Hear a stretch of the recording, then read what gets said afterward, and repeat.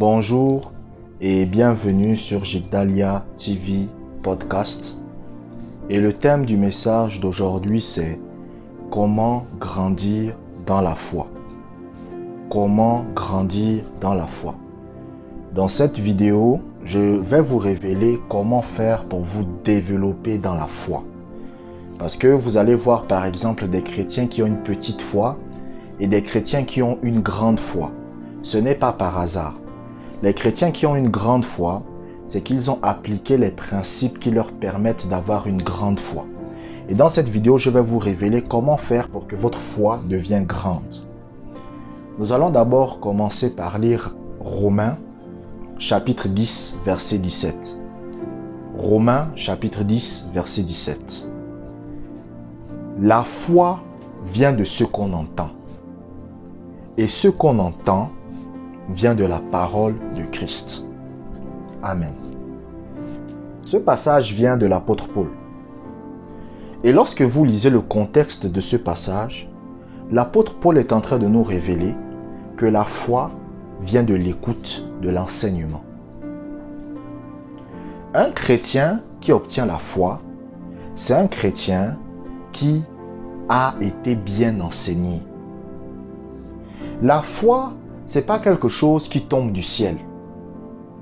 On ne prie pas pour avoir la foi. Bon, peut-être pour avoir le don de la foi, parce que ça, c'est un cas différent. Le don de la foi, c'est un cas différent. Mais pour développer sa foi, pour grandir dans la foi, c'est à travers l'enseignement. Par exemple, il y a beaucoup d'entre vous, vous avez donné votre vie à Jésus-Christ. Et gloire à Dieu. Je remercie le Seigneur pour cela. Mais quand est-ce que vous avez donné votre vie à Jésus-Christ? C'est parce qu'on vous a parlé de Jésus-Christ. Vous ne pouviez pas avoir la foi en Jésus-Christ si on ne vous avait pas parlé de Jésus-Christ. Parce que comment vous pouvez avoir la foi en quelque chose que vous n'avez jamais entendu? Est-ce que vous savez que sur Terre, il y a des gens qui croient que la Terre est plate? Vous savez pourquoi ils croient que la Terre est plate? C'est parce qu'on leur a enseigné que la Terre est plate. Pourquoi vous croyez que la Terre est ronde? C'est parce qu'on vous enseignait ça. Donc, la foi vient par l'enseignement. Vous savez, je ne suis pas quelqu'un qui aime mentir aux gens. Moi, lorsque j'ai commencé ma vie chrétienne, j'étais quelqu'un, je ne croyais pas en la guérison divine. C'est-à-dire les premières semaines. Je ne croyais pas en la guérison divine. Un jour, il y a un pasteur qui m'a parlé et j'ai dit au pasteur que non, est-ce que la guérison divine est biblique? Tout ça. Il m'a dit non, c'est biblique. Et j'ai commencé à étudier le domaine de la guérison. J'ai pris des livres sur la guérison. J'ai demandé au Seigneur de me guider. J'ai commencé à lire les livres de Kenneth Hagin sur la guérison. J'ai pris des livres de T.L. Osborne sur la guérison. Et j'ai commencé à lire. Et j'ai été enseigné. Et par la grâce de Dieu, j'ai commencé à avoir la foi pour la guérison. Mais la foi n'est pas tombée du ciel. La foi n'est pas descendue du ciel et est entrée dans mon cœur. Non, j'ai développé ma foi. À travers quoi? À travers les enseignements que j'ai reçus. C'est pour cela que même encore aujourd'hui, je continue à lire des livres sur la guérison. Pourquoi? Parce que je sais que c'est en écoutant de façon constante les enseignements dans un domaine particulier qu'on augmente sa foi. Par exemple, dans le domaine du mariage. Vous ne pouvez pas vous lancer dans le mariage si vous n'avez pas été enseigné dans le mariage. Et même votre femme, votre fiancé. Vous ne pouvez pas aller vous marier, vous n'avez jamais lu des livres sur le mariage. Votre fiancé n'a aussi jamais lu des livres sur le mariage. Parce que la foi pour le mariage vient en écoutant des enseignements sur le mariage.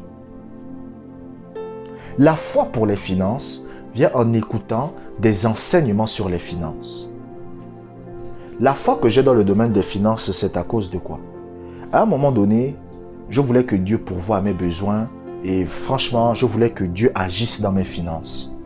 Qu'est-ce que j'ai commencé à faire? J'ai payé des livres, j'ai écouté des enseignements de Kenneth Copeland dans le domaine des finances. J'ai pris aussi des livres du bishop David Oyedepo dans le domaine des finances aussi, parce qu'il parle beaucoup de ça. Et c'est là que j'ai reçu les enseignements. La dîme, les offrandes, honorer les hommes de Dieu, et tout ce genre de choses. Et lorsque j'ai mis en pratique ça, j'ai vu que ça marche. Je ne suis jamais endetté. Je vous dis la vérité.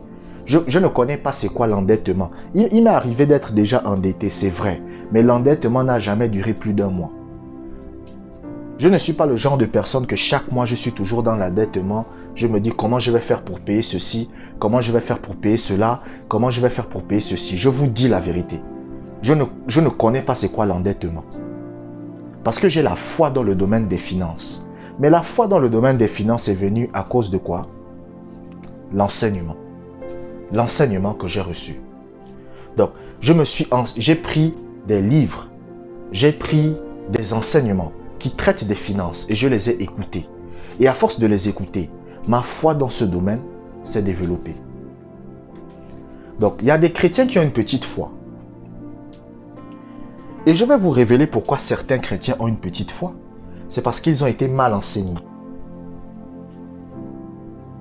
Lorsque vous voyez un chrétien qui a une petite foi, ça veut dire 2 choses. Soit il n'a reçu aucun enseignement de la parole de Dieu. D'accord? C'est-à-dire qu'il n'a pas été enseigné. Soit il a été enseigné, mais il a été enseigné d'une mauvaise façon. C'est-à-dire on lui a enseigné des mauvaises choses. Il y a des gens, par exemple, ils ne croient pas en la guérison. Pourquoi? Pourquoi ils ne croient pas à la guérison? Parce que c'est ce qu'on leur a enseigné. On leur a dit, le temps des miracles est passé. Par exemple, quand vous allez chez les témoins de Jéhovah, on leur enseigne. Mais quel est l'enseignement qu'on leur donne? On leur dit, le temps des miracles est passé. Il n'y a plus de guérison. Et les pasteurs qui opèrent des guérisons et des miracles, ce sont des suppôts de Satan. C'est pour cela qu'ils ne peuvent pas avoir la foi à la guérison. Et je me rappelle une fois, je voulais prier pour un monsieur qui était témoin de Jéhovah. Il était très malade. Et le Seigneur m'a révélé ça. J'étais avec lui, je discutais. Et je lui ai dit, non, tu as tel problème, tel problème. Il m'a dit, oui, oui, c'est vrai, c'est vrai. Je lui ai dit, est-ce que tu veux que je prie pour toi? Il a dit, non, moi je ne crois pas en la guérison. Il ne faut pas prier pour moi. Ça, c'est les choses du diable, tout ça, tout ça. Mais pourquoi il ne croyait pas en la guérison? Parce que c'est ce qu'on a enseigné. Donc, la foi vient des bons enseignements que vous recevez. Si vous avez reçu des bons enseignements, et si vous continuez à écouter des bons enseignements, votre foi va se développer, votre foi va monter en flèche. Amen. Nous allons maintenant voir le deuxième moyen de développer votre foi. Donc, rappelez-vous, le premier moyen, c'est quoi? L'enseignement. Écoutez des bons enseignements. Maintenant, le deuxième domaine, nous allons voir c'est quoi? Ouvrons Josué chapitre 1, verset 8. Josué chapitre 1, verset 8. Que ce livre de la loi ne s'éloigne point de ta bouche. Médite-le jour et nuit pour agir fidèlement selon tout ce qui y est écrit. Car c'est alors que tu auras du succès dans tes entreprises. C'est alors que tu réussiras. Amen. Voici le deuxième moyen par lequel vous pouvez développer votre foi. La méditation de la parole de Dieu. Pourquoi méditer la parole de Dieu, c'est important? Parce que la méditation de la parole permet de faire grandir votre foi. Vous savez, le Seigneur va dire dans Matthieu chapitre 4, verset 4, « L'homme ne se nourrira pas seulement de pain, mais de toute parole qui sort de la bouche de Dieu. » Donc, Jésus dit que l'homme naturel se nourrit de pain pour nourrir son corps naturel. Et l'homme spirituel se nourrit de la nourriture spirituelle qui est la parole de Dieu pour nourrir son homme spirituel. La méditation de la parole de Dieu développe la foi en vous. C'est pour cela qu'il est important pour un chrétien de méditer les Écritures. Un chrétien qui ne médite pas les Écritures, c'est un chrétien qui ne mange pas. Il y a 2 façons de vous nourrir. C'est en écoutant les enseignements ou en méditant les Écritures. Plus un chrétien médite les Écritures, plus il va augmenter sa foi. Mais moins un chrétien médite, moins aussi il développera sa foi. Vous devez comprendre que sans la foi, Dieu ne peut pas agir sur terre. C'est-à-dire que Dieu ne peut rien faire dans votre vie sans votre foi. Je vous le dis, Dieu ne peut rien faire dans votre vie sans votre foi. C'est-à-dire, si vous voulez que Dieu agisse dans vos finances, il faut la foi dans les finances. Si vous voulez que Dieu vous guérisse, il faut la foi dans la guérison. Si vous voulez que Dieu vous donne le mariage, il faut la foi. Si vous voulez même la réponse à la prière, il faut la foi.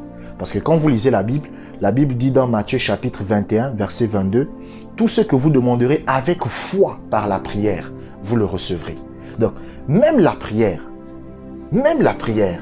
il faut la foi. C'est pour ça que vous allez voir des chrétiens, ils vont prier, ils prient, mais ils ne voient pas l'exaucement. Ils disent Dieu est mauvais. Non, c'est pas que Dieu est mauvais, c'est qu'il n'y avait pas la foi. Donc un chrétien peut se mettre à prier. C'est pour ça que Jésus a dit que les païens, ils pensent qu'ils seront exaucés parce qu'ils crient beaucoup. C'est ça. Les païens, c'est des gens, ils pensent que comme ils parlent beaucoup, comme ils crient beaucoup, Dieu va les exaucer. Alors que qu'est-ce que Dieu regarde? Dieu regarde la foi. Donc la foi, c'est ce qui permet à Dieu d'agir dans votre vie. Sans la foi, Dieu ne peut pas agir. Sans la foi, Dieu ne peut rien faire. Mais maintenant, Dieu vous montre l'un des moyens par lesquels obtenir la foi. C'est la méditation des Écritures. Kenneth Hagin, un jour, il raconte que il devait prier pour sa fille. Sa fille avait un gros abcès au front. Et il fallait faire une opération pour enlever ça. Il fallait faire une opération. Mais le problème, c'est que c'était dangereux. Donc lui, il a dit non, je n'ai pas envie de mettre en danger ma fille. Mais je vais prier pour que ma fille soit guérie. Mais il doutait. Bien aimé, il doutait. Lui-même, il doutait. Vous savez ce qu'il a fait? Il est parti s'enfermer dans sa chambre. Il a pris toutes les écritures sur la guérison. Et il a commencé à méditer ça. Méditer ça. Méditer ça. Méditer ça. Au bout d'un moment, il a eu la foi. Et il a prié pour sa fille. Quand il a prié, sa fille a été guérie une semaine après. Donc, vous voyez, c'est ça qu'on appelle la foi. Mais comment il a fait pour l'obtenir? Par la méditation. Quelqu'un va me poser la question, qu'est-ce que c'est que la méditation? Méditer, c'est penser à quelque chose de façon constante. Par exemple, quand une femme est amoureuse, écoutez, je vous prends un exemple. Quand une femme est amoureuse et qu'elle se met à beaucoup penser à un homme, c'est la méditation. Parce que méditer, c'est quand vous pensez beaucoup à quelque chose. Même l'inquiétude. L'inquiétude, c'est une forme de méditation. Pourquoi? Parce que vous pensez à quelque chose. C'est pour ça que vous allez même voir que la plupart des gens qui aiment beaucoup s'inquiéter, ils ont des maux de tête par la suite. Pourquoi? Parce qu'ils ne font que penser à la même chose. Donc, méditer, c'est quoi? Méditer la parole de Dieu, c'est quoi? C'est lorsque vous lisez la Bible, vous comprenez ce que ce passage veut dire et vous pensez à ce passage. Par exemple, vous lisez Jean chapitre 3, verset 16. Dieu a tant aimé le monde qu'il a donné son Fils unique, afin que quiconque croit en lui ne périsse point, mais qu'il ait la vie éternelle. Vous lisez ce passage. Vous dites, ah, Dieu m'aime. Dieu a donné, Dieu m'aime au point qu'il a donné son Fils, afin que je puisse avoir la vie éternelle. Et vous répétez ça dans votre cœur. Vous pensez à ça, vous pensez à ça, vous pensez à ça, vous pensez à ça. Oh, Dieu m'a aimé, il a donné son Fils afin que j'aie la vie éternelle. Et vous ne faites que penser à ça. C'est ça qu'on appelle la méditation. Méditer quelque chose, c'est simplement penser à la même chose de façon constante. Donc, la méditation va augmenter votre foi. Est-ce que vous voulez augmenter votre foi? Écoutez, ce n'est pas Dieu qui augmente réellement votre foi, mais c'est une décision d'abord de votre part. Vous ne pouvez pas dire à Dieu, vous priez, vous dites à Dieu, Dieu, augmente-moi la foi. Dieu ne va rien faire. Si vous voulez que Dieu vous augmente la foi, vous devez commencer à écouter les enseignements. Vous devez commencer à méditer la parole de Dieu. Et c'est à ce moment que Dieu va augmenter la foi.